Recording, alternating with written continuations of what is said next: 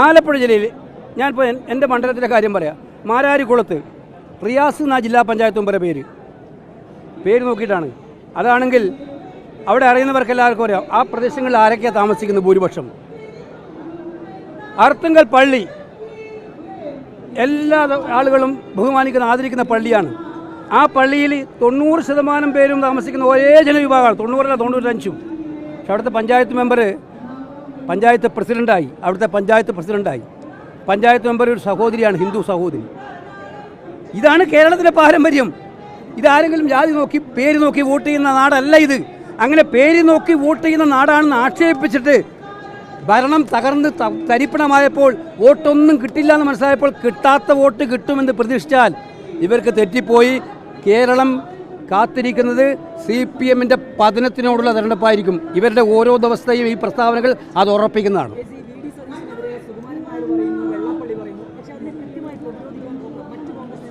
ഇതിനകത്തൊക്കെ കൃത്യമായിട്ട് കോൺഗ്രസിൻ്റെ അഭിപ്രായം ഇവിടെ വന്നിട്ടുണ്ട്.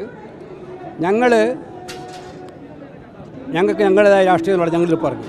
ഒരു വർഗീയ സംഘടനയുമായും കൂട്ടുചേർന്ന് പോകുന്ന സ്വഭാവം ഇന്ത്യൻ നാഷണൽ കോൺഗ്രസിനില്ല. ഞങ്ങളുടെ സിരകളിലുള്ളത് മതേതരത്വത്തിൻ്റെ സിരകളാണ്. എല്ലാവരെയും ഒന്നിപ്പിച്ചു കൊണ്ടു നടക്കുന്ന, ഹിന്ദുവും മുസൽമാനും ക്രിസ്ത്യാനിയും എല്ലാ സമൂഹത്തെയും ഒന്നിച്ചു നടക്കുന്ന രീതിയാണ്. അതുകൊണ്ട് തന്നെ ഞങ്ങൾ എല്ലാ സമുദായങ്ങളോടും ഞങ്ങൾ അടുപ്പം കാണിക്കുന്ന പാർട്ടിയാണ്. എല്ലാവരെയും ക്യാരി ചെയ്യാൻ ശ്രമിക്കുന്ന പാർട്ടിയാണ്. അവരുടെ പ്രയാസങ്ങൾ ഞങ്ങളുടെ പാർട്ടിക്ക് നിലപാടുണ്ട്. അത് ഞാൻ നേരത്തെ പറഞ്ഞു, വർഗീയതയ്ക്കെതിരായിട്ടുള്ള സന്ധിയില്ലാത്ത നിലപാടാണ്. അതുകൊണ്ട് സമുദായങ്ങളുമായിട്ട് ഇപ്പം SNDP ആയാലും NSS ആയാലും ധീവരസഭയായാലും പുലേർ മഹാസഭയായാലും നമ്മുടെ ഈ മോസ്റ്റ് ബാക്ക്വേർഡ് ക്ലാസ്സിലെ പെട്ട ഒരുപാട് ജാതി സംഘടനകളുണ്ട്. എല്ലാവരോടും ഞങ്ങൾ ആശയവിനിമയം നടത്താറുണ്ട്. അവരുടെ പ്രയാസങ്ങൾ മനസ്സിലാക്കാറുണ്ട്, അവരുടെ ബുദ്ധിമുട്ടുകൾ നോക്കാറുണ്ട്.